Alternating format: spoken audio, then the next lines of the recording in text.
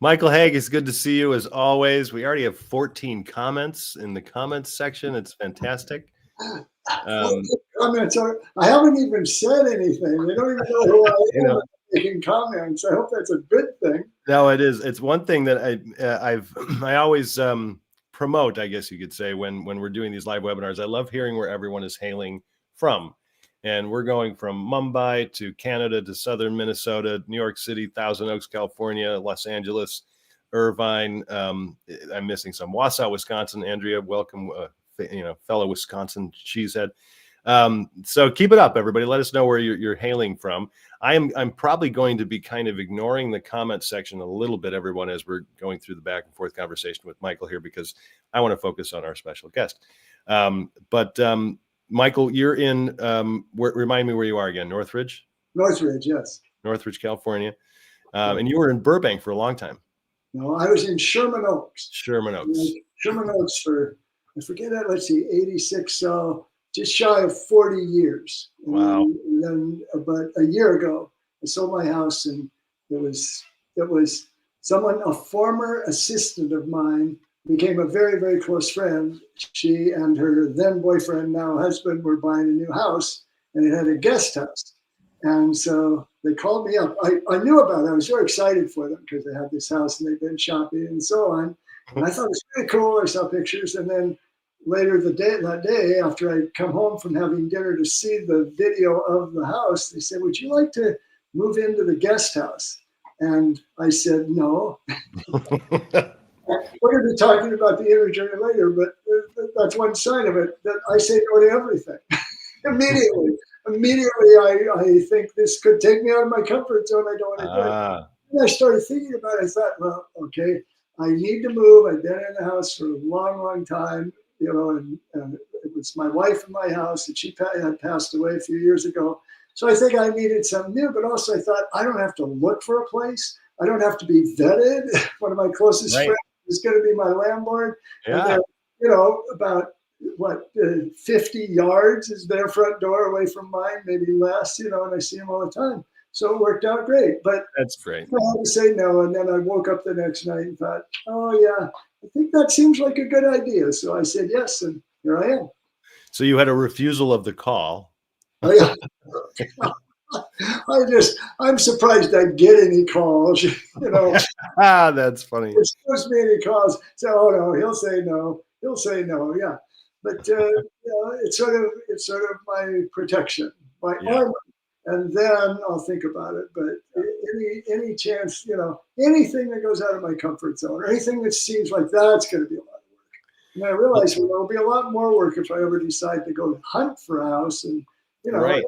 And I get special treatment because I'm friends with the landlord. Right, you can do whatever you want. And the epilogue is, and not only that, but they got married in the backyard. It's their backyard, really, but I like to think of it as our backyard. And I was the officiant for their wedding. So that's fantastic. Cool, yeah. There's so much to talk about in terms of just that metaphor, because that's a lot we're going to talk about today as a little bit of a primer for the live workshop that I'm going to host April 26 and 27 on day one. Michael's going to come and join us and give this amazing 3-hour lecture, which I'm really excited about. And I'll get into that in a second. But this idea of having to get out of your comfort zone. And I think too often writers kind of forget that that's really the point of what we're trying to do here as storytellers, is to not necessarily always put the audience out of their comfort zone, which could be part of it, but it's really focusing on a character experiencing something new at the very least. And we're going to get into all that. And I know, Michael, you and I could talk about this stuff in terms of craft and character development and even structure for hours on end. But before we do that, I just want to remind everybody, we're going to go for about an hour, maybe a little bit longer, depending on how many questions and things. And if you have questions, please put it in the comment section. Scott, our behind the scenes producer, is going to star the question, and we'll look through those questions at the end. So please feel free to keep chatting, communicating, say hello to everybody else. This is a great way for people from all over the world to be able to come together. And we don't usually do a Monday night event, but because I'm hosting and wanting to promote this live workshop in Los Angeles, technically Venice, April 26 and 27, I wanted to bring Michael on, give a little bit of a primer, and because a lot of people won't necessarily be able to attend the live workshop because some of you are, from overseas or something. Although Darshana, who is with us right now, from Mumbai, so it might be a little bigger trip for them. So that's exactly who's going to come and attend the workshop. Darshana has already booked her ticket, and she's coming to our workshop from India. Yeah, the pressure's on. I know. Good. See, now there's someone who didn't refuse a call. I admire. There's someone who's totally willing to get out of her comfort zone. Exactly. Well, just to give a little background, so I first met Michael when I was working at Writers Boot Camp. I don't remember the year, to be honest. I think it was like 2008 or 2009, probably. You came and spoke at a panel, and we've talked about this a little bit, and apparently this is the only panel you ever spoke on at Writers Boot Camp. Oh, right. Yeah, I think it was. I forgot about that again. Yes, that's right. I remember. I don't, maybe I was never invited back. I doubt it. I made a shambles, but we don't want to say that because we're trying to get people to stay tuned here. But yeah, I remember the event. I have no recollection of what I said, but I remember, I can picture the place and meeting you there. So that's cool. Big event room. And I just remember really loving what Michael was talking about. And I think you were on the same panel with like Chris Vogler and some other consultants. But I've been doing this for about 20 years in terms of working with writers one-on-one, teaching live classes, organizing events, personal consulting and coaching. But Michael, you've been doing this for how long? 40 years. So twice as long as I have. And I would say Michael's probably 3 or 4 times smarter than I am. Wait, that's not true either. It's actually closer to 45 now. But 45 years. Yeah, I'm getting close to the point where I should start shaving years off of how long I've been doing it. Fortunately, I started, in the 4th grade doing that. So yeah, right. Yeah, right. Do you remember your first client, like the very first client you ever had? No. I remember. Yeah, the sort of journey was, well, I first of all came to Hollywood, and fell off the turnip truck from Oregon, wanting to be in the movie business and knowing nothing. And I can tell you more details about that. But then, and I found a school called Sherwood Oaks Experimental College, this little film school that was great because they didn't give any degrees, no credits, no grades. You just paid for every class you wanted to take. And that's where I learned to be a reader. And so I started as a reader for agents and then got hired by a producer to be their head of development and so on. But fairly early on, I wanted to start teaching.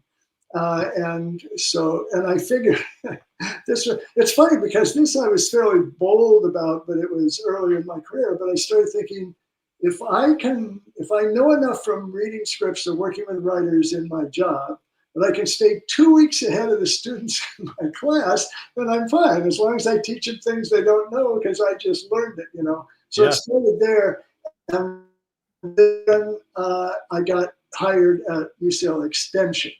And then that led to me doing weekend seminars all over the country and eventually different places in the world. So one of the things, people may have heard me say, or that's true about me is, everything that's been good about my career has been something I didn't go after very much, except for one thing. When I first wanted to be a reader, I think I called more than 50 agencies in LA trying to find one that would say, yes, we'd like you to read scripts for us. And that was about as hard as I worked at that. The things that have happened since then that have really been good have all sort of fell into my lap. I got invited to teach UCL Extension, and then I had to start teaching around the country when I wanted to do that. But the only reason I started traveling and doing a weekend seminar on screenwriting is because I'm from Oregon, and there was an organization called the Northwest Film Study Center in Portland, which may still be there. And I said, I teach at UCLA. If I came up there, would you let me teach at your organization for people in Portland to learn about screenwriting? And then, being the shrewd business person I've always been, I said, all I want you to pay me is enough to pay for my plane ticket. And then my friend that I was staying with, because I didn't get lodging out of the deal, she said, well, you know, if people in Portland want to know about this, then probably people all over the country would. I thought, that's a good idea. I never thought of that. And so I started calling. And then and one of the things that's been sort of a cornerstone of my career, or really accounted for a lot of connections and so on, including Will Smith, was when I did a lecture with Chris Vogler called The Hero's Two Journeys. And it was my idea. And I just thought, which is the thing I recommend to everybody, I thought that would be fun. And I've learned over the decades that everything now I do it's always, the first question is this going to be fun? Yeah. Because other good things will come from that. And he said, well, okay. And I said, well, you're all into the hero's journey, and I'm going deeper into character and psychology. So why don't we call it The Hero's Two Journeys? And at the last minute, he said yes. And we scheduled one in LA and one in San Diego. And I think it was the week of the event, I thought, maybe it'd be a good idea to record this. Somebody who sort of, who said she was a cinematographer, and so we got on film. I did nothing with the film until somebody came to me from Final Draft and said, well, I'd like to produce this for you because I think you could make money with this. And anyway, and then that led to me, meeting Will, because he had seen the video, and other people. And I do a lot of consulting now in business, and some top business leaders saw that video and they wanted me to work with them. The same video. Yeah. It's The Hero's Two Journeys that's really been responsible for a whole lot in my career. In fact, the foundation of that lecture, when I started talking about the inner journey of the character, that I've been developing and still working on. That's one of the things we're going to talk about. The primary thing I'm going to talk about at the presentation I'm making at your event. So, but my point was, it's like I go after the fun, but if I try to do things, like when I first came to LA, everybody said, well, you need to network, go to parties and talk about being a screenwriter. I was terrible at that. I hate parties. They don't mix well. It was only when I just did the things that I love to do. Fortunately, I love to talk about movies. I love to teach. I love to share whatever I can about how to be a good storyteller. So fortunately, that's fun. And if I just stay with that, good things happen. It's the truth. It's the truth. I think that it goes for any, part of life. And I think that's why I'm excited to be hosting this workshop and then having you come in on that first day to talk about a lot of just this inner work. And you could call it personal growth, for the writer, but we're going to be going into much more. It's not just going to be a therapy session.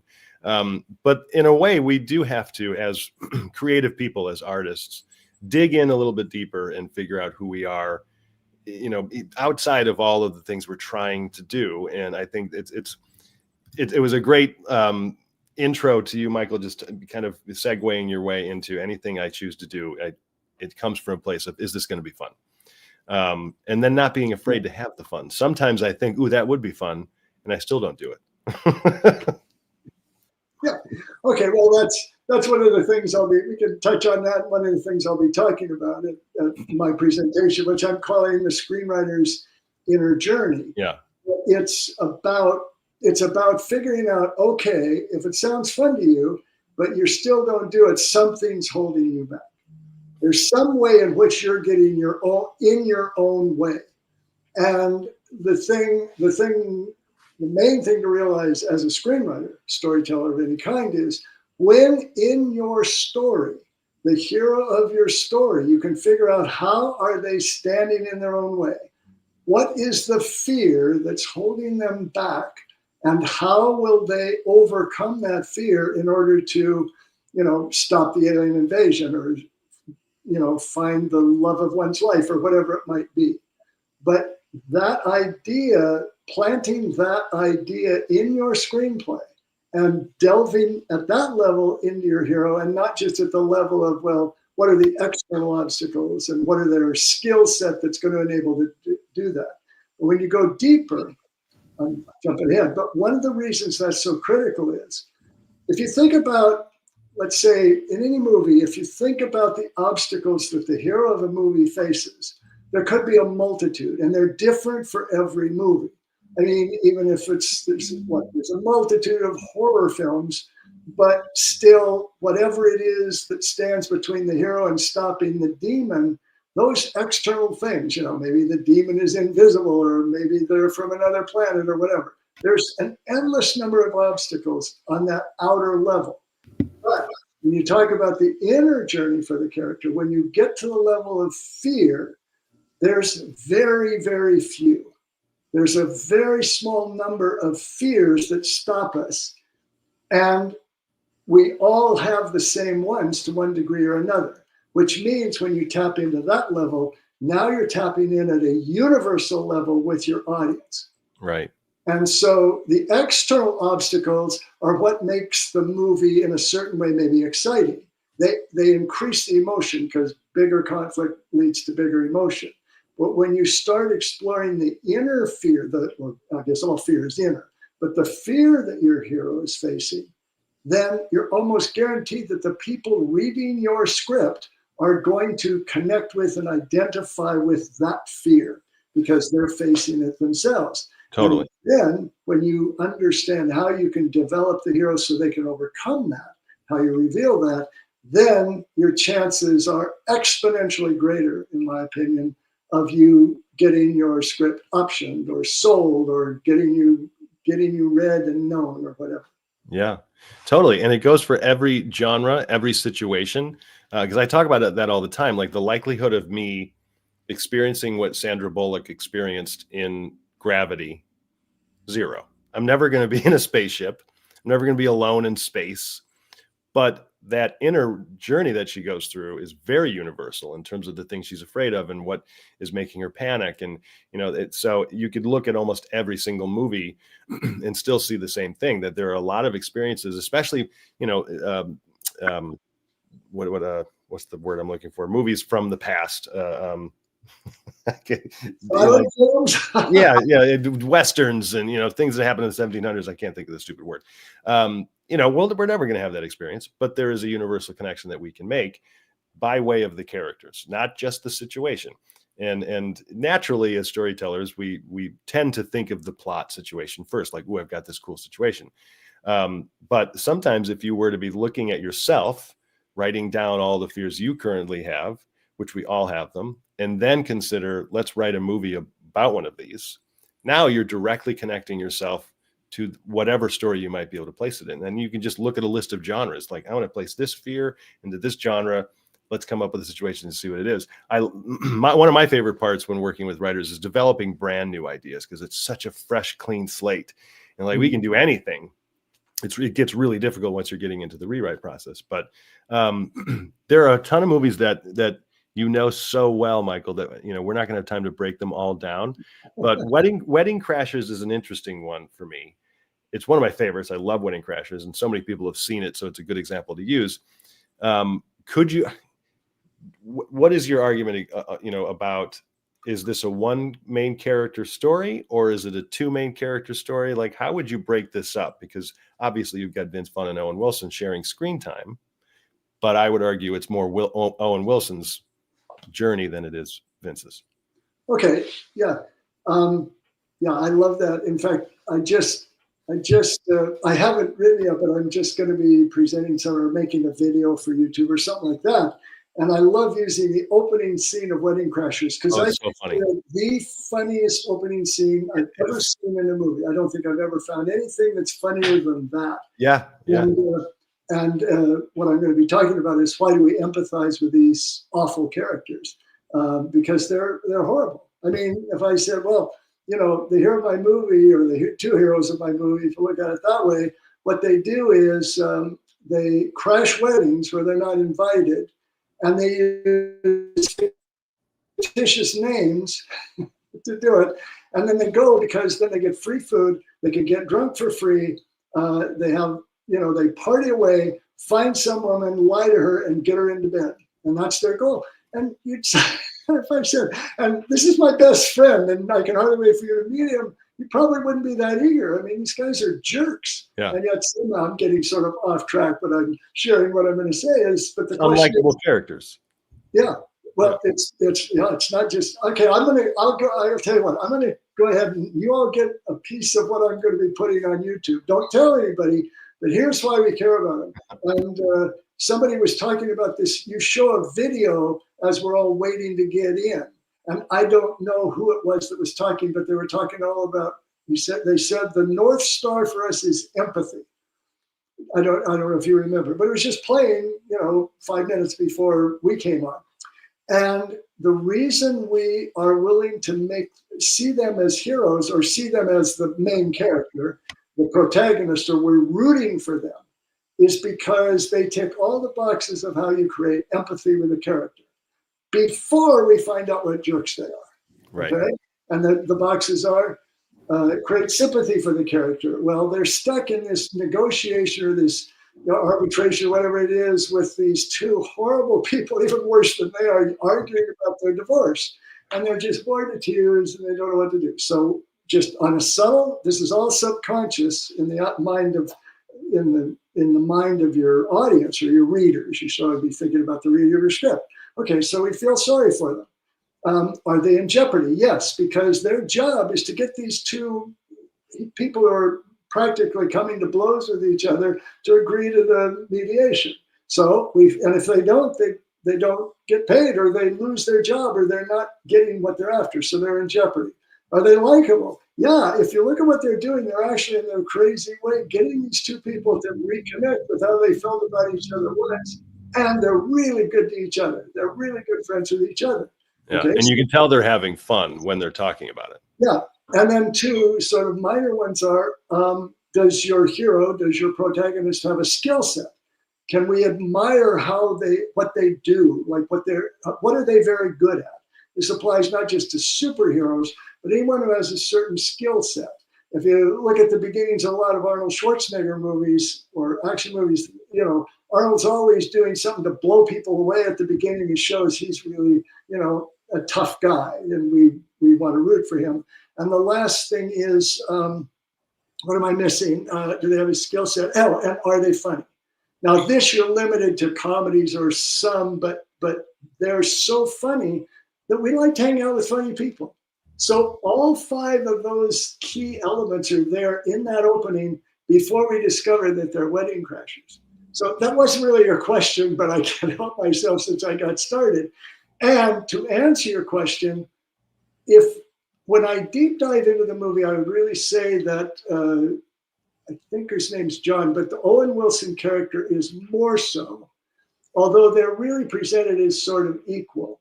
And you could make an argument either way. Ultimately, it's just semantics about who is it a one hero, 2 hero movie.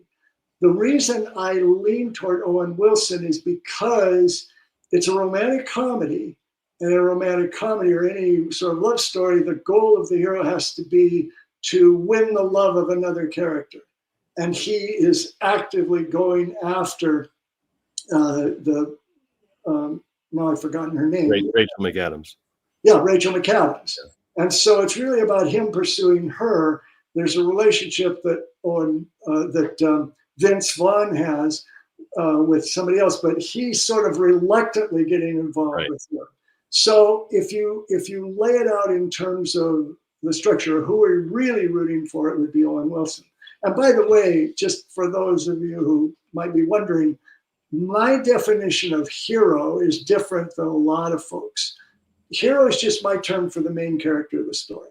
Yeah, it's like the protagonist. And the point I always make is someone who's a hero is not necessarily someone who is heroic, especially at the beginning of the story. The way I see the hero, the protagonist of your script, is maybe a character who has the opportunity or the possibility of becoming heroic through the course of the story. It's like if they find the courage to really go after what their destiny is, what they want, if they find that, then they become a heroic character. But they don't start out as a heroic hero. It's just, and if you don't like it, just say protagonist or main character. Yeah. And I think terminology and word choice is so important. I mean, we're writers, and so this is pretty much our pen. It's the only thing we really get to use in terms of not pen, but like our paintbrush is words. And I think distinguishing not just the meaning behind a word, but using the right words to help us in the development process, to have an understanding. I don't tend to use the word hero very often either, because it tends to be masculine for one, but then also, like you're saying, you think, oh, I have to be heroic. But I think your distinction is fantastic, because the idea of them becoming heroic can be a part of that development and evolution process. I don't really like the terms protagonist or antagonist, because they're just so general. They don't help me with like an understanding of who is this person. And then the idea of the word antagonist, you could argue every other character in the story other than the main character is antagonizing, because that's kind of the purpose, to put a character within situations that are conflicting and that are testing their flaw. And so there are antagonizing characters even when they're friends. Mm-hmm. Yeah. I mean, the biggest thing, I think, more than being a writer and what you put into your writing, if you're learning your craft, you've got to be very careful about vocabulary, because, you know, there used to be just a few of us who were script consultants way back in the dark ages, when it was me and Bob McKee and Chris and Linda Sager and Sid Field and John Truby. There was a few of us, but now you can throw a stick in LA and hit somebody who's a script consultant. And because when we are on stage, or we all have our own thing, you know, we all have our like for Chris, it's Joseph Campbell's hero's journey. And for John Truby, he sort of expanded. It used to be just a genre, but it's now a much more sophisticated way of looking at genre. And so to distinguish ourselves from each other, then we can't, the problem is, if we use the same term, we don't necessarily mean the same thing by it. So like inciting incident, I don't use that. I was friends with Sid, and I talked to him once, and what he told me inciting incident meant was different than anything I'd ever heard anybody say, because he says the inciting incident takes place before the movie begins. And I always thought it was something that was like the hero getting the call, what I call the opportunity, which is the 10% point. Well, it doesn't matter, because, you know, as Chris Vogler used to say, you know, we're all looking at the same movies. So, you know, he and Linda and Sid and John and I also used to travel around sometimes and do things together. And we all became friends. We all liked each other. And we never really conflicted with each other. We never really disagreed at any deep level. We just had different names or different ways of looking at the same movies to focus on what we thought was interesting or what touched us deeply, and so on. So to me, that's why you need to be careful about vocabulary. Totally. And yeah. I mean, in a few years, my vocabulary, you're home free. That's what right. Yeah, I kind of learned about the inciting incident in that way, thinking of the inciting incident as really just being plot. And that happens immediately. Like there's this movie that is relatively unknown for a Denzel Washington movie called Deja Vu. And I always use it in my just kind of, you know, lectures and classes, because it's so obvious in terms of what that movie does structurally, where they start with this kind of fun gambling cruise boat on the river with all these people partying, and it just explodes. All these people die. Inciting incident. And then immediately after that, Denzel Washington comes in with a gun on his side, and he's a cop, and he's going to investigate, and we get to know who he is. But then the setup of that new opportunity comes, you know, 15 minutes in, where now there's a process of pursuit that's about to happen. And this is the setup. And I call it setup instead of opportunity, but it's the same thing. But it does help when you're talking to writers about this. Like they haven't really thought of it that way in terms of distinguishing. And it's all about helping a writer in their development process. It's not about the term has to be this, the term has to be that. Working at this particular company that I worked at for so long, they were very militaristic about, no, it is this, and this is the right way, and this is the right way only. And that's just not cool, because not everybody thinks that way. And so you have to be malleable as a teacher. Anyway, I don't really have a question on that. I just love the topic of all these different, structural terms. I really liked the movie, by the way. I think it was co-written by either Terry Rossio, one of the co-writers of Pirates and Shrek and so on. Oh, okay. It was a good movie. It's Terry Rossio, and I should know because I met them. I got to give a lecture once about Shrek with them in the room. Oh, wow. Yeah, that was cool. But anyway, yeah, yeah, if you get rigid and orderly about stuff, that's not good. Confuses people too. I mean, it's like when you're dealing, when those of you watching this, if you're screenwriters or filmmakers of any kind, when you're confronted by somebody like me or a script consultant or any of us, what you need to do is don't worry about the terms, go deeper into what we might be saying. And then the litmus test is that going to help you make your script better? Yeah. And sometimes it will, and sometimes it might not. But don't judge it on the basis of what the term is. Judge it by how helpful it is to you. It's like this. It's a similar question to, well, somebody. In fact, I got this. Somebody emailed me a question that is an enrollee in one of my courses, and he's let's see, how did he put? Oh, he said, is it better to write to be working on 3 or 4 stories at once, or is it better should I just go one at a time because I've got all these ideas? And the honest answer is, which one works? I'm sure there generally you would hear, no, one at a time is better because you could just get lost. And I sort of said, if you try and spin too many plates, you'll probably never go finish any one of them because you won't want to go back to the job of rewriting. But at the end of the day, I'm sure there are really successful writers in Hollywood who have 5 scripts going. They're script doctors, for sure they do. Right. So just go, the litmus test is always your work. Yeah, it is. It's your work in the sense of, are you making progress? Is the script getting better? And in a weird way, are you having more fun with it if you include this in the script? I mean, to say writing is fun is a little bit of a lie. It can be really hard. It's fun doesn't mean not hard work. Fun just means you're getting fulfillment out of the process. Yeah, you're charged up and you're inspired, but you can still be. It's still really. I mean, look at all the professional athletes. What they do is so hard to do, but they're still having fun. Let's talk about terminology a little bit again. So I use the term secondary character for basically the second lead, or the Samwise Gamgee to the Frodo, Obi-Wan to the Luke Skywalker. But there are a whole bunch of different types of secondaries, and I like that. Before we started this, you kind of mentioned you have a distinction between what's called a reflection character and a secondary character. So I'd like to know how you do break down various titles for certain characters.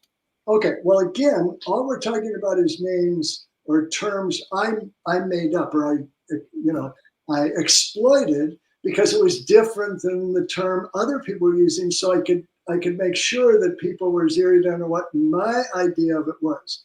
So what I made, and the biggest thing is, when I talk about secondary characters, I really mean everybody else that's not in one of the 4 primary character categories. Because I think there are 4 primary character categories.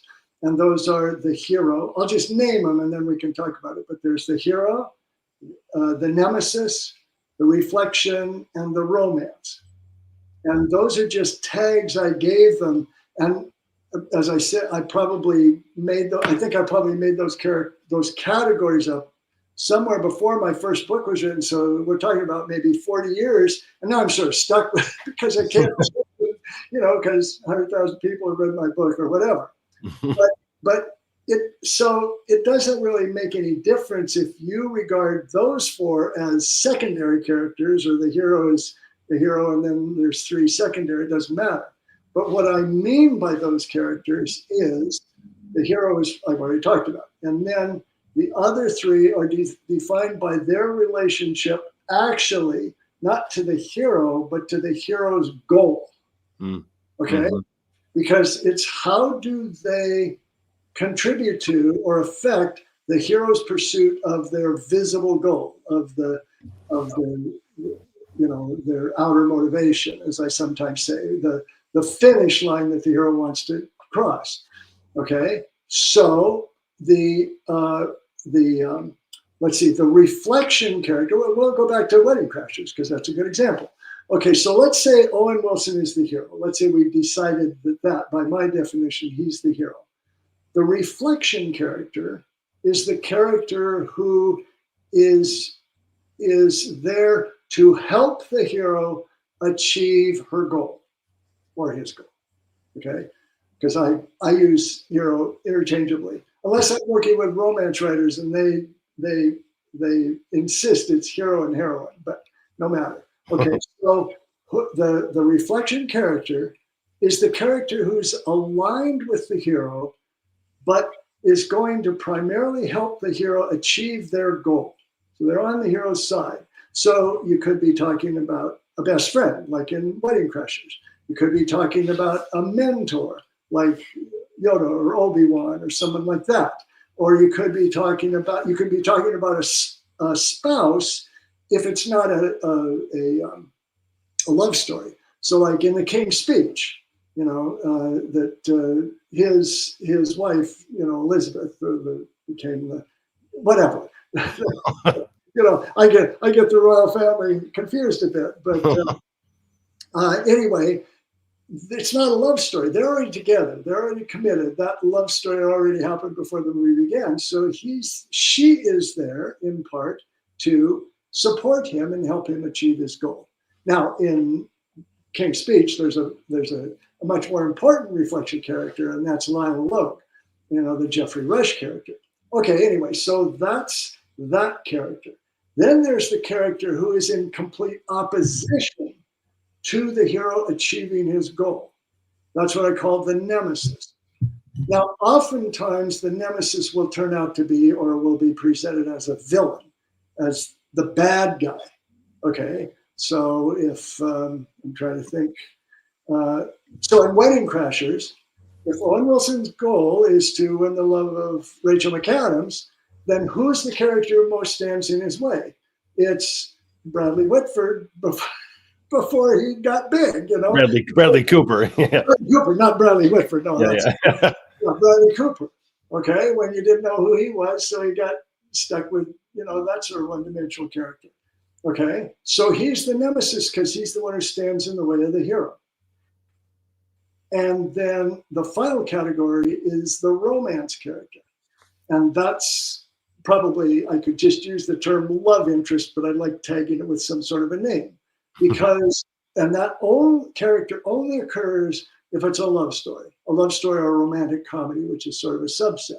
So that would be Rachel McAdams, because that character affects the hero's goal because that character is the object of the hero's desire. And that's why, by my definition, a love story is not about brotherly love or enduring love or any of that. It's about romantic and sexual desire. So if the hero's goal becomes or is to end up in a committed relationship with that person is the romance character. And then anybody else is what I call a secondary character. Now you could have, like in King's Speech, there's really two you could argue are reflection characters because both his wife and Lionel Logue. But okay, you can do that. But those are sort of the tiers to me. There's the hero, and there's three other main characters, and then there's a secondary character. But I think there's a genius in using the word reflection, though, because if you look at the literal definition, you're seeing yourself within this other person.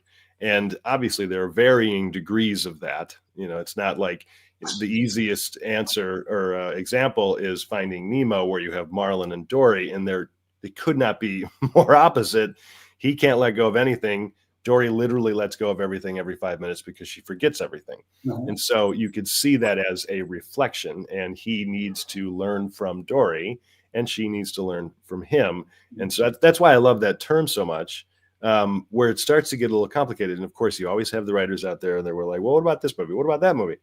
But that's one reason why I love When Harry Met Sally so much, because it's such a great example of how you can change things up and how some reflection characters can turn into opponents or the nemesis and back.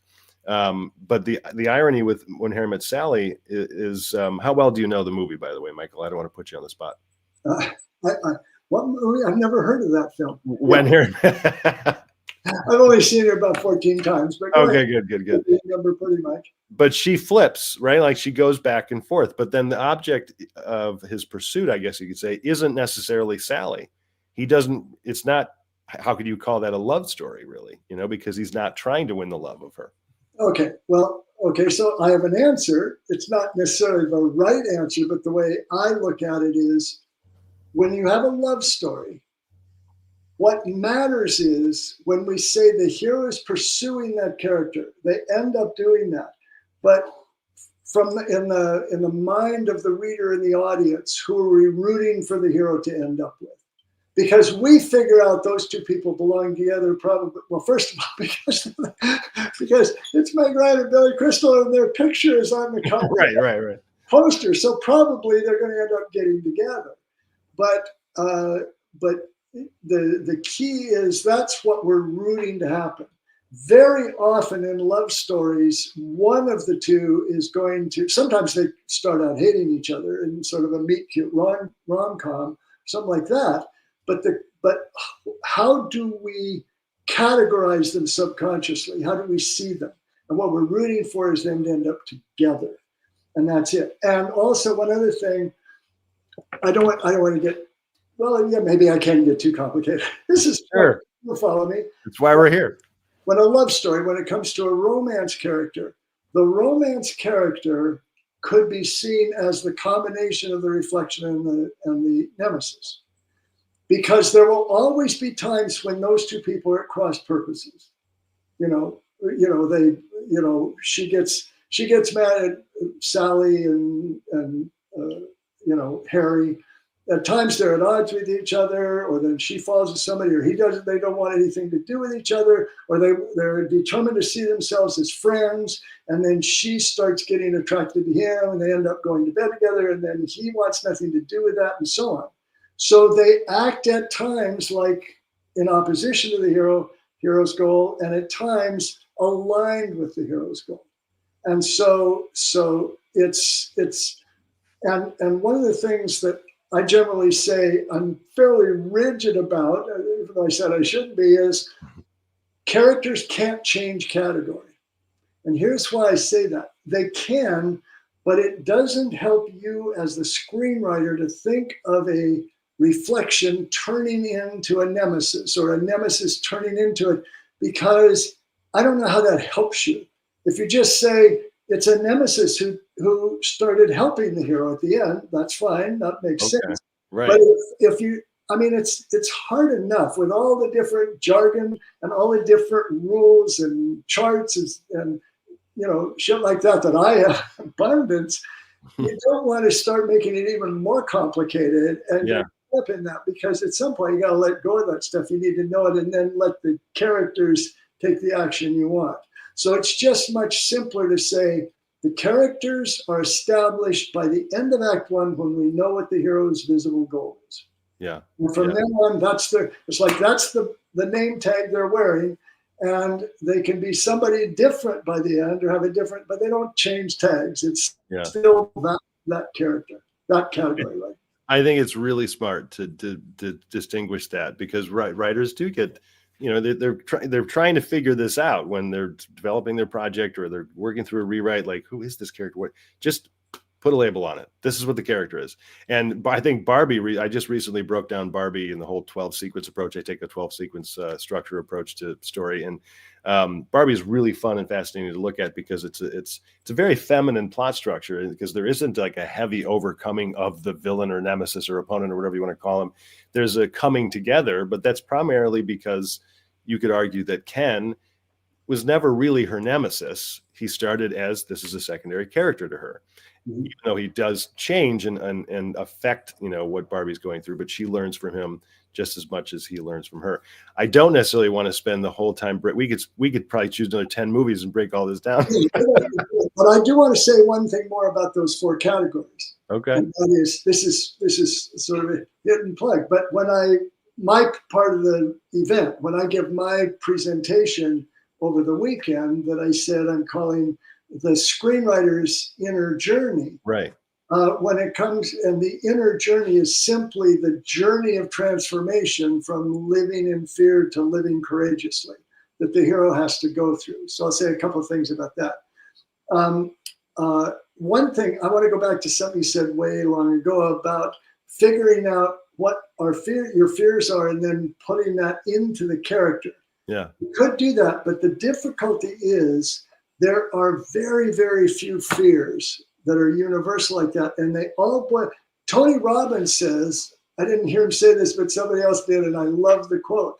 And he says, we're all only afraid of two things. One is, I'm not good enough, and the other is, you don't love me. And you can pretty much reduce everything to those two things. Huh. I'm not good enough. I'm not going to be accepted. I've done something wrong. I'm guilty of something, whatever. And you're not going to love me because I'm going to upset you, or you're above my station, or whatever it is. We could find one or both of those two things in almost any movie. Now, when you come to those three characters, as far as that inner journey is concerned, that transformation, they all fit in an interesting way to the inner journey, to the hero's inner journey from being afraid or stuck in their comfort zone to being courageous, and which they have to become to achieve the goal, to win at the climax of the movie. And when you look at it that way, this is where the conflict becomes a little more fun. And certainly with the movies we've talked about, Wedding Crashers and so on, and that is the reflection character may be the one who is aligned with the hero as the reflection helps the hero achieve her goal, okay? But on the inner journey level, the reflection character, and this is I was going to say it's brilliant, but it's my idea. I shouldn't say my idea. It is brilliant, Michael. But this one I'm really happy with, and this will be really helpful if you understand this, and that is the reflection character is the character who holds the hero's feet to the fire whenever they are retreating into what I call their identity, their emotional armor. Whenever they fall back into that comfort zone that stops them from acting. So if you think about, in Wedding Crashers, Samwise Gamgee literally does this to Frodo. He picks him up and brings him to the volcano. Yeah, exactly. Or I was going to say in Wedding Crashers, and this is a very typical scene. Okay, in a romantic comedy they're always built on deception. They're always built on somebody lying. Okay, and at the 75% mark, at the major setback, I call it in my my 6-stage structure, okay, the big crisis occurs when the truth comes out. So what happens? Owen Wilson's been lying to Rachel McAdams. And why does he keep lying? Because he's afraid if she finds out the truth, she's going to be upset and he won't ever have a chance with her, which is exactly what happens. She's not going to love him. The Nemesis reveals the truth. She wants nothing to do with Owen Wilson. And then, so that's it. And what does Owen Wilson do? What a hero always is going to do, go back to where they were at the beginning of the movie. Go back home. Same place Shrek goes after he finds out that, ogres and true love don't mix. Okay, so he goes back. And then there's the scene, just like there is with Donkey in Shrek, where the reflection character comes to the hero and says basically, what the hell are you doing? This is not you. And very often you'll hear the exact line, this isn't you, because it's not the truth of who they are. It's not their essence, okay? So you've got to go back. You've got to stop feeling sorry for yourself and stop retreating into a life that never really made you happy. You've got to go for it. And they persuade the hero to take one last final push. And so if you know when you're creating this best friend that they're going to be there to support the hero in the visible goal, but they're going to give the hero all kinds of shit about whenever they retreat into this frightened, stuck place of putting back on the emotional armor that has always kept them safe and that they think is the only place they have left to go when they try and retreat. And if you understand that dynamic, and just like you said, look at Frodo, not just in one scene, but through the movie. You look at what is Obi-Wan always trying. you know, dude, Luke, it's like, you know, remember the Force, remember the Force. You're not that guy. You're a knight, okay? Or Donkey, you know, always going after Shrek. Or what is the Demi Moore character in A Few Good Men? What is she always trying to get Tom Cruise to do? It's stop being afraid because you can't live up to your father's expectations, and put Jessup on the stand. Get in the courtroom. Do what you know you can do. And it's now when you look at that and find conflict coming out of that, the emotional level of that conflict is going to be so much greater than just leaving it to the external obstacles. Yeah. No, I love it. Cool, huh?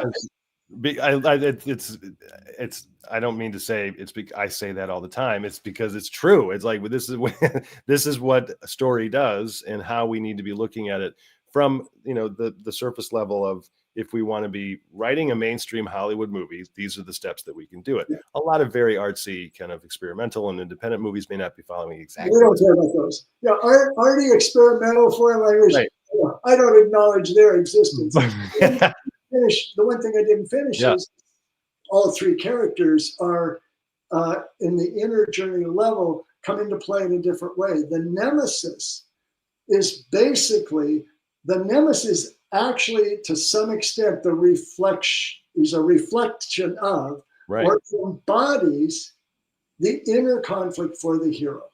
In other words, at the beginning, you know, Shrek wants to go back to his swamp and doesn't care about anybody and chases everybody away. Who else does that in the movie? It's Lord Farquaad. He doesn't care about anybody. And there's a line where he says to Shrek, "Oh, look, the ogre's in love." Like, he really puts him down. But that's what Shrek has been doing to himself the whole movie. Nobody can love me. And then the romance character is the reward for the hero having overcome that inner conflict, having found the courage to move into what I call their essence. And then they earn the right to be with the romance character at the end. And this goes, we personally earn the right to achieve the goals that we have in our lives by using all of this, you know, story structure examples as examples for our own lives. And that's why I'm so excited about this workshop, because what you're going to be talking about is just going to be so valuable, because it's easy when we're hearing, you know, when you're all listening to Michael and I chat about this, that we can kind of project, well, it's the movie and that's the story, and this happens and this character and at this plot point, and here's the low point at the end of the second act, you know. But this is all relatable to our own lives and what we deal with and go through on a regular basis. It's just, it takes a lot longer. We don't see our whole life in 2 hours, you know? Yeah, it does. Yeah, the beauty of movies are, you know, they were so much better than real life. And because I say the problem with real life is it's not properly structured. Right. Basically, you know, you're around years and years and then you die. That's not really great structure. Right. But I will say the presentation I'm going to be giving, and by the way, I've never given this presentation before about screenwriters. I talk about this thing, you know, in other arenas, but I've never gone this way, because I'm gonna take the movie Hitch, and I'm going to deep dive into that and show you how it's structured. And I'm going to show you how both the outer journey and the inner journey, follow, you know, my approach to structure anyway. And there's reasons it was so hugely successful, but also how they intertwine. Now, the inner journey and outer journey intertwine through the course of the movie. But then the last portion of my presentation is everybody there, it's going to be about figuring out what your own inner journey is. Figuring out what is it that's actually holding you back from whatever might be pulling you away from going forward with your screenwriting. Or if you're another category of filmmaker, but we'll just assume it's about screenwriters. So if we're going to figure out what is it that where does your fear come from? What is that fear exactly that is holding you back? And then how do you overcome that?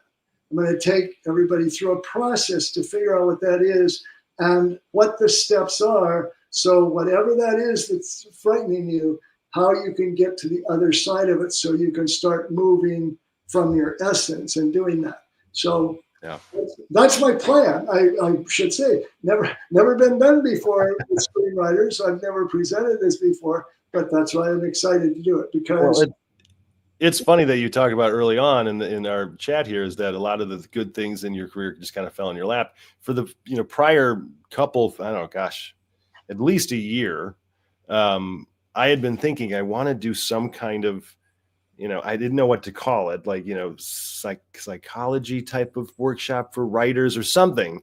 But then suddenly this came about and Michael and I were chatting and you just said, I want to do like an inner journey workshop for writers. And I'm like, ding, ding, ding. That's exactly what I've been wanting to do for a year.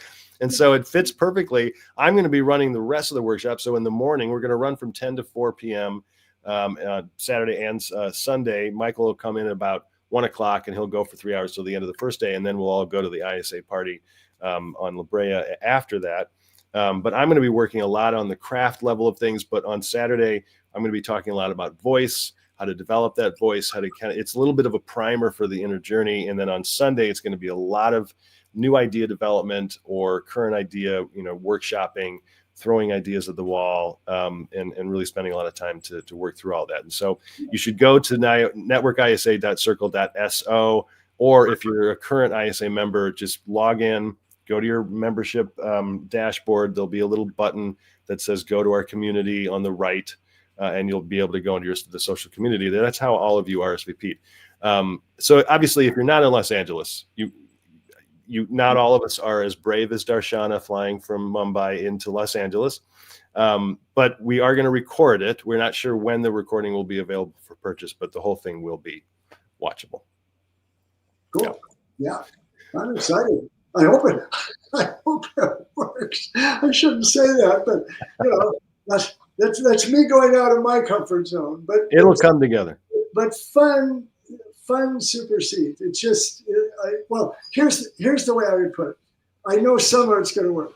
You're going to get a lot of information and ideas about how character and structure intertwine and how to lay out your script and what structure is, and even also more about what goes into a romantic comedy, because Hitch is that. It's also a 2-hero movie, and I'll talk about how that works. But then the sort of icing, the extra, whatever you want to say, the epilogue, the pièce de résistance or whatever, then you're going to have to go inward, and I'm going to take you through some exercises that I think will be rewarding. Can't say fun necessarily, but definitely rewarding. That's true. Sometimes it isn't fun trying to dive in and look at what's going on inside of us, because you pull back the curtain, you're like, Jesus, I've got some work to do on myself. But we're right at about the hour mark. So let's get into some questions. We have 13 starred comments and questions here. We'll try to go through them relatively quickly, everybody. If we don't get to your question, I apologize, but we'll try to get to all of them. Ron Horton starts us off here. He says, I'm not a lover of horror, but I'm writing one now. I'm finding there isn't much of an arc unless you count going from being alive to dead. Your thoughts, former Pacific Northwest. What is former PDX? PDX, Portland native. Oh, okay. I should know that since I'm born and raised in Salem. Okay. Well, okay, Ron. I hate to start this way, but maybe it's because we've been talking about inner journey and so on, but I'm wondering why you want to write horror if you're not a lover of horror. And maybe you got an offer or a paycheck or whatever. If it's just you think that's what's selling, even though you don't go to horror movies, I would probably rethink that, because I'm not saying you couldn't do it or wouldn't, but I would be wary that you might be going that way for one reason, but it means you might be avoiding telling the story you really want to tell because you don't think it's going to be commercial or whatever. I don't know, because I'd have to really talk to you about it and so on. Now, there's not much of an arc. Okay, so here's the question you want to ask, Ron.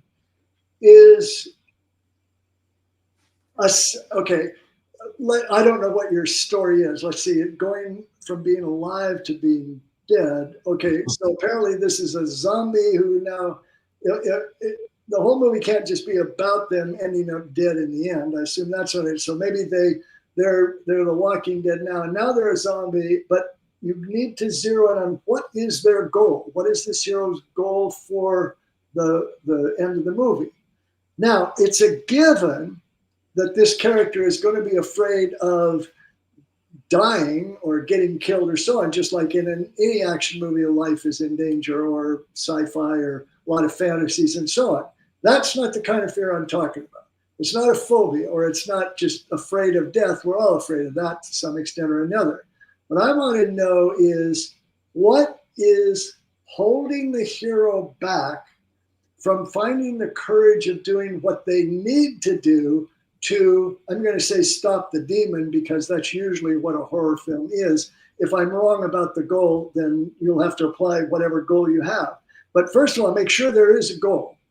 The goal could be to stop it could be like Brad Pitt in World War Z, where it's to stop the zombie hordes or stop the zombie attack around the world and so on. So that's his goal. But beyond being afraid he might get killed, or for your hero being afraid he or she might get killed, what have they been afraid of since before they found out there were zombies? What is their belief that comes from a wound in the distant past, perhaps? Yeah. It's like maybe their fear is trusting anybody.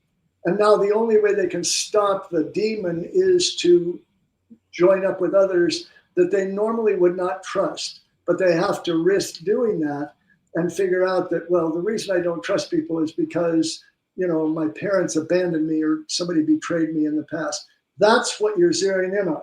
When you can find that, that's where the arc is going to live. Yeah. The arc is not going to live in, demon's on the way, I've got to stop it. It's what do they need to have the courage to do to figure out and act in a way that will stop the demon. Yeah, what's going on in here? There's this great story that was on like one of those kind of ghost story shows on like the Sci-Fi Network or something, and it was just this everyday guy telling his ghost story, and it was an incredible story. I don't care if he made it up; it was great. He was this guy that was kind of down and out. He had just gotten fired from his job, and he gets this call about having inherited this house from his grandmother, and he never really knew his grandmother. He was kind of next of kin, and he decides, okay, well, I'm just going to go to this house and I'm going to try to fix it up. This could be my cash cow. I'm going to renovate it. I'm going to sell it. And this is a way to kind of reestablish myself just financially, et cetera. As he's in this house and he's trying to renovate it, there's a family plot, a graveyard that's been, on the property for years and years, decades.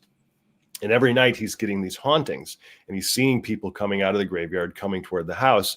And he's basically having to fend off these ghosts. And these ghosts are very angry and violent toward him. And as the story goes, I'm going to highly summarize, he finds articles of like birth certificates and adoption papers in the attic.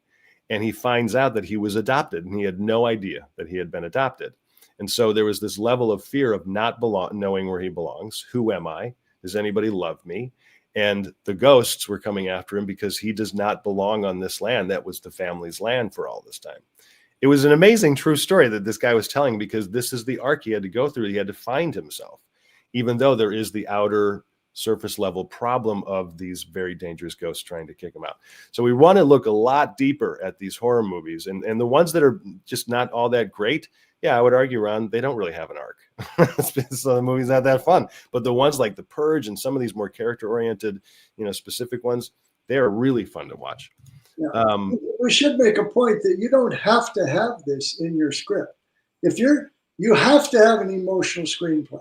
An emotion grows out of conflict, and if you can create enough outer conflict, enough fireworks, and it's either scary enough, sexy enough, or explosive enough that's going to hold the audience and put butts in seats. That's fine. Except for the most recent incarnation, I never saw any arc in any James Bond movie, and they lasted now what is it, 60 years? You know? That's true. That's true. The Daniel Craig, they finally somebody said, well, maybe he should have something going on. Right. You kind of need to. Maybe he actually has a heart, but you didn't need it because it was exciting and fire and sexy and so on. That's a good. Let's do the next question. All right, Deb Green is saying, if the inciting incident is so loosey-goosey, then why teach it as a necessary thing to hit by page X, wherever it might be? I've never subscribed to that, yet readers will call me on it every time. So do you have a point? This is this is one of those questions I'd love to talk to Deb, but I don't know, where did you get the idea that the inciting incident was loosey-goosey? What you said was that people are applying different definitions to the inciting incident than what Sid told me. He was the one who coined the thing, I think, if that's the one who invented it. And he meant something different than I'd heard other people apply to it. I never said by anybody it was loosey-goosey. I don't use the term for the reason I said, but I use the term opportunity. And what that refers to is it's the first new thing that happens to the hero in the movie, and it almost always occurs at the 10% point.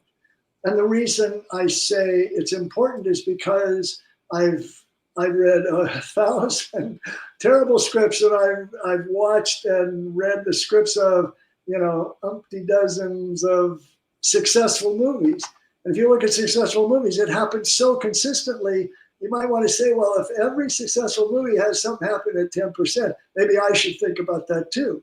And it's very important because what that turning point does is it separates the setup of your hero, where we must see the hero living her everyday life, and then the new situation she's thrown into after this opportunity occurs. Opportunity could be something horrible. She witnesses a murder. Could be something wonderful. She wins the lottery. But it's going to be something that forces that hero out of their ordinary world and into some new place. And because it's ingrained in audiences and readers, apparently, that this is about where we want to see something like that happen. If you start the movie with the thing already having happened, then we don't get to know who the person was. There's no before picture to compare to where they are at the end. And if it happens too late, your audiences or your readers of your script are going to get bored because they're going to say, okay, come on, what is this about? What's going to happen here? I don't know, because I'm just hanging out with somebody for 15 minutes or 20 minutes of the movie. Yeah. So that's why you're getting called on it every time. But I would let go of the concern about whether they call it an inciting incident or I call it an opportunity or Chris would call it refusing the call and so on. Yeah. I wouldn't say there's an exact page, but there's a page range for sure when this is occurring. Yeah. I always say it's not a page number so much as a percentage, because you got more time if it's a 3-hour movie, but don't write a 3-hour movie. Anyway, but I just say, well, usually the target is 10%. The further away you move from 10%, one direction or the other, the riskier it'll be, because now you're stretching the bounds of what, generally speaking, readers are looking for. Short attention span, man. Gianna is asking a good question here. And this is just a little bit of a review if you can give, Michael. Can someone summarize the 5 points Michael noted about how to get empathy for the protagonist? And so she has a couple of them. Does the protagonist skill? Okay, hold on. There's going to be a recording of this, right, that people can see. Yes, so it'll be available right after we're done. Okay, so I'll tell you. Okay, the 5 things are get us to feel sorry for the character, create sympathy for the hero by making them the victim of some undeserved misfortune.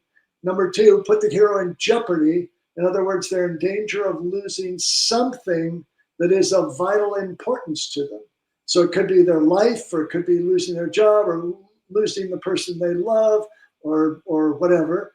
The third is make them likable. And likable means they are kind, good-hearted, and they help others with whatever problems those people have. And you can sort of goose a little bit by showing they are well-liked by other characters in the movie. That's why the friendship between the two the hero in reflection in Wedding Crashers is valuable. And then the fourth and fifth, which aren't quite as powerful as those, but the fourth is make the hero highly skilled. If there's something they do really well, and you introduce the hero by showing them do that. If it's a lawyer, show her winning, getting an acquittal for some poor falsely accused guy in the setup. And then we know, oh, she's really good at that. We're drawn to people who are skilled. And the last one is, if it applies, make the character funny, because we enjoy being with people who are funny. Yeah. And there is a whole other conversation to have about unlikable characters, but at the same time, all of this is still going to apply. So that, because like we talked about with Wedding Crashers. Yeah, I can make it a short thing. You can have a hero that's unlikable, but you can't have a hero that we can't empathize with. Right. Empathy is so key. All right, we'll go a couple more here. Let's see. So I'm going to just kind of scroll down and see what we have. Oleg asked a lot, so I want to make sure I get at least one of Oleg's. Okay, so he's got a complicated, it's kind of two parts here. We'll start with number one. Two-part question. I don't know. In any screenplay about a criminal gang, there are many negative characters. How do we find and show the viewer a balance between the bad and the good in such a story? That's a big question. Well, so I don't quite get it. I don't know if you mean the balance between the bad and the good in one character, or that in the gang half of them are bad and half of them good. What I'm questioning is that there's a need for a balance. All I care about is whatever criminal is in this. If the hero is one of the members of the gang, be sure when you introduce that character that we empathize with them. But if they're the only character in the gang who's going to be able to leave or go to the moral side or whatever it is, that's fine. If there are a few people in the gang or not so bad, that's fine. I wouldn't get too caught up in that. And balance. Now, the balance between good and bad within the hero, that's going to be part of the inner conflict. There's always that's kind of part of his part two of the question. Scott, why don't you put part two up there? Let's see what part two says. It's possible to do this through the inner journey of the main character. For example, he is terrible at the beginning and in the end. He atones for his guilt by delusion, by dying. No, that won't work. Here's why it won't work. First of all, if he only atones for his guilt at the end of the movie, then that's not an arc. That's somebody who's bad, and then they change their mind, and then they die. And that's not going to be satisfying to anybody. An arc is called an arc because it's a gradual transformation through the movie. And when you say he's horrible, terrible at the beginning, then my concern there is that's going to be too hard to create empathy for if you start the movie with him performing a drive-by shooting as a member of his gang and somebody else gets killed. It's pretty hard to come back from that. So I would honestly, just based on what you said, Oleg, I would rethink your story concept.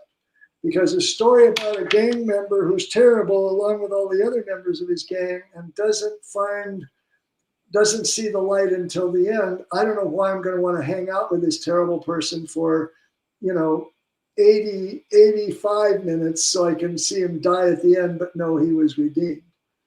That would be a sort of. So do you think there's no room for redemption? I think it's the amount of redemption and the actions that we see at the beginning versus the end.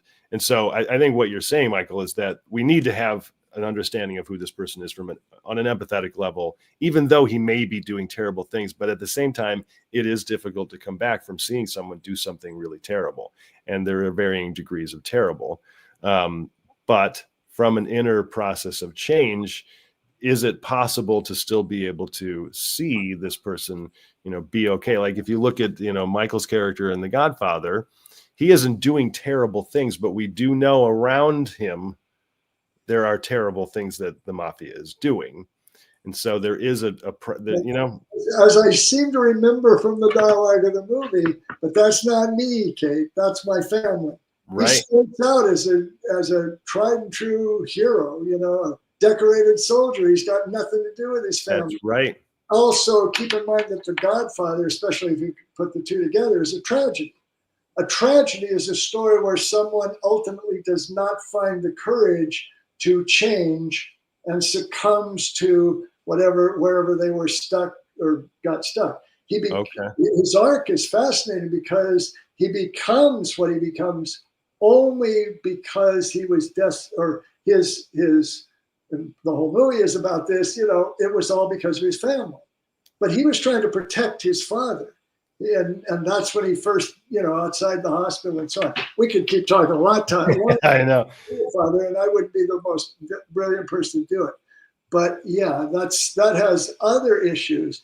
But if you look at the opening where we first meet Michael, he is no one anybody would describe as terrible, and he avoids doing anything that his family does. It's only with the attempted assassination of his father that he gets more and more involved. Yeah. And then he gets in so deep he can't retreat, and that makes him tragic. Okay. Oleg, I hope that was helpful. Obviously, there's only so much you can put in the comment section here, so we answered a two-part question, Oleg. So you should be grateful for that. Yeah, that's true. That's true. Oh shoot! Did we lose Michael's camera? There we go. It just went black. I don't know what happened there. Okay, I'm back. Let's see if we can do one more here. There's a little bit of I was trying to look at like a combo sort of, we could put two questions up, but Franz is interesting. So Fran Tabor or Tabor, I hope I'm saying your name right, Fran, but would I'm not good enough include fear of dying, since good enough could encompass good enough mountain climber or good enough fighter? Oh, you're talking about the Tony Robbins thing. Type of fears. No, it means I'm not good enough at doing something that I can succeed at it. I'm not. It's like I'm not good enough. So, okay, it would be if deep down your fear is that there's no point in you writing a screenplay because you're just not good enough to be able to write a good movie. That would be I'm not good enough. I'm not talking about morally good. It's not that kind of thing. I mean, I suppose it could be, but I think it's more. It's the deep-seated fear that you don't have what it takes to succeed. You're going to fall on your face, whatever you try, or I suppose. I think, in the sense of I'm not a good enough person, that falls into the other fear, and that is you won't love me. Oh, that's right. Those were the two. Yeah, the two were. So I put it in different words. I'm not capable of succeeding this. I'm going to fail at whatever I want to do. That's one fear, and the other is if I do what I want to do, you won't love me. You're going to abandon me. Or if I get, it's the person who pushes people away before they can reject her, because she just thinks, you're not going to love me, so I'm not going to give you the chance to abandon me. It's interesting. It's a really interesting conversation, because even as we're talking about it, I mean, what Fran is asking, can we combine the two? Like, I'm not good enough, include fear of dying. I think those are two very different things. I don't even think I'm not good enough be fear of dying. Oh, you mean they're afraid of going to hell? Is that what? Well, she's saying, since good enough could encompass good enough as like, I'm not a good enough mountain climber, and therefore I have a fear of dying. I think there's an extension there, but in terms of simplifying it, probably not. No, it doesn't serve you well as a storyteller to think of it that way, because we're all afraid of dying. I mean, like for instance, one time a friend of mine, I think it was in college, we agreed we'd never skydive. Okay, and because it would scare the shit out of me. Okay, and I just maybe that's just I'm stunted in my ability to convince Mark, but okay, I'll just accept that. I'll just announce to the world I'm afraid of the parachute not opening. But that's not going to be much of a basis for a good story. I don't know how to tell a story about unless I try to go skydiving, a story about me being too afraid to ever do it isn't really a story. It's just a statement of what that's it. Now, if it were something that isn't life-threatening, it'd be more like if I said, I don't want to be in a, or I wouldn't even say it out loud, but let's say I want to fall in love, but all I did was go to singles bars, or I wouldn't date, and I'd just say, well, that's just not me. I'd be burying the fear that I might have of getting close to anyone because they would think because I wouldn't be lovable to them and they would reject me. It's that when you get in the realm of physical danger, that's not usually where this kind of arc is gonna sit. Yeah.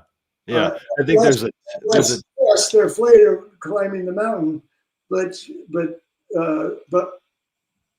they, I suppose you could say, well, they get the opportunity, and the way they have to find the courage to go up is not that they stop being afraid of dying.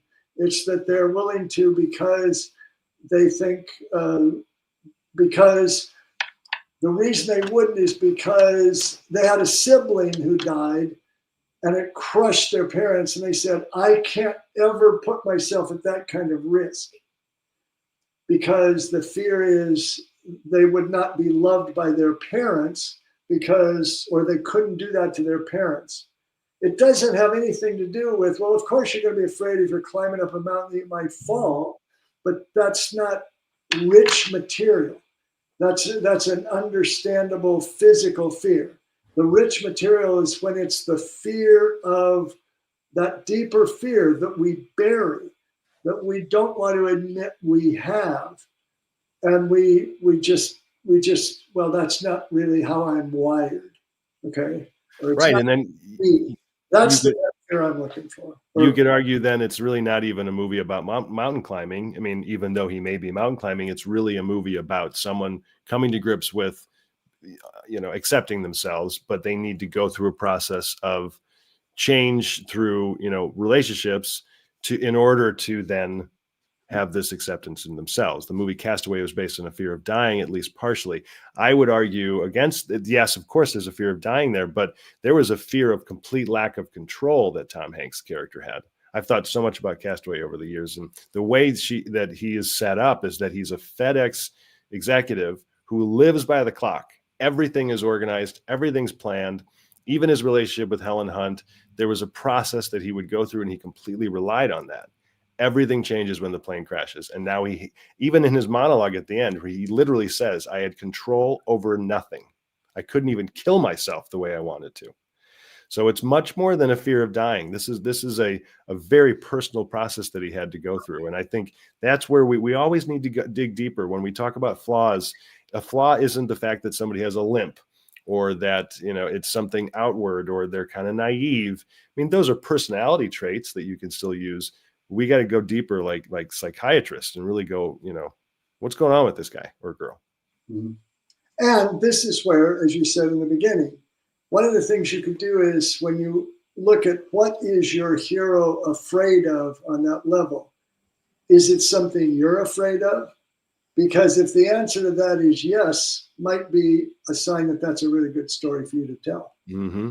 Mm-hmm. Because especially overcoming your own real fears in that way, but exploring another character who has that fear and how they would find the courage to overcome that could be really rich. And you could do a really good job of that. And it might affect your own fear in your own life too. Yeah. But if it's a fear of something that you can't really connect with, that kind of fear, although if it's really at that level of you won't love me and I'm not I'm not up to I'm not good enough. I don't know a better word to use, but I'm not good enough at I'm going to fall on my face. Those are so universal that those versions of that will always give you good possibilities. Yeah. Yeah. And I'm not good enough is tied to this idea of acceptance. You want other people to accept you. So with that said, I hope you all enjoyed this and you accept us Is that's your segue to the thing? Before anybody else leaves, if they've been leaving, we should give them my website because you would ask about that. But if you want to find out about me and see a lot of not lectures, but articles I've written and find out about working with me as a coach or so on, my website is storymastery.com. Oh, here it is. It's right on the page. Yeah. Weird. Wow, there it is. So if you go there, and especially if you click to join, get my newsletter and so on, then you'll be on the list and you'll hear about all sorts of cool things. Yeah. The event that's coming up. Exactly. I was just going to say, and pay attention to the ISA's emails. If you're not quite ready to sign up for the workshop just yet, that's fine. There is a small kind of break up the payments option. If you can't, it's $3.99 for ISA basic members. It's $3.49 for ISA Connect members. And you want to purchase that through the workshop, but you could split the payment if you needed just a little bit more time if you can't afford it. But if you have questions about the workshop, email me, and Scott, you can put, thanks Ross, I accept both of you. Put my email up there, max@networkisa.org. Shoot me an email if you have questions about the workshop. I will answer any and all that you might have. And hopefully we see you on the weekend of April 26th and 27th. We'll of course let you know when the recording is available. Michael, as always, we should do this more often. We should have like every cycle just chat about movies and stories. That would be good. Unless it taps into my inner fear, and then it'll be longer. But right. I stepped out of my comfort zone. No, it is. I love doing this, so I hope people got a good amount out of it, and it's fun. I just love doing this. So it's a date. We'll do this again next year sometime. Right. Exactly. Cool. There's my email, everybody, max@networkisa.org. Thank you, everyone, for tuning in on a Monday night. This is probably one of the more exciting things we could do online on a Monday night, if I can be so, honest. But we have a lot more events coming up, even just for our online members. But let me know if you have any questions, max@networkisa.org. And Michael, thanks again. I'll see you when I get into town. Thank you. And thanks, everyone, for being here. We'll see you soon. Very soon.